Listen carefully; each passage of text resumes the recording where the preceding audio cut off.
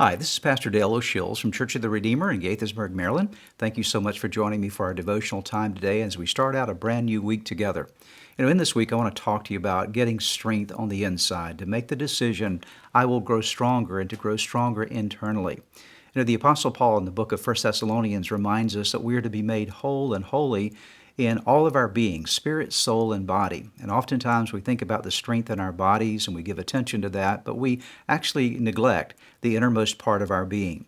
And in Ephesians chapter 3, the Apostle Paul prayed a very specific prayer for believers, a prayer that all of us benefit from, and one that we should pray for ourselves as well and pray for other folks.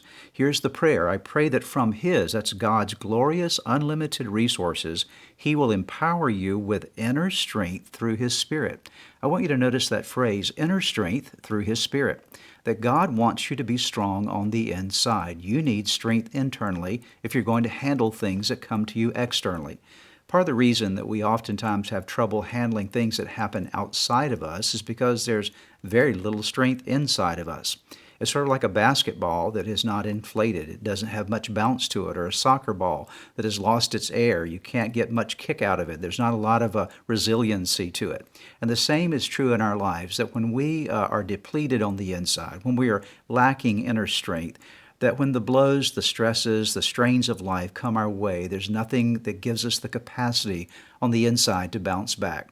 So the prayer that Paul prayed is really a prayer that we should focus on. God, would you help me to be strong on the inside? And during this week together, I want to encourage you to stay with me as we walk through this time of discussing inner strength through these next several days. I'm going to share with you some exercises that are vital, that will actually help you to get strong on the inside so you can bounce back from anything that happens to you externally. So pray the prayer, God, strengthen me in my inner being.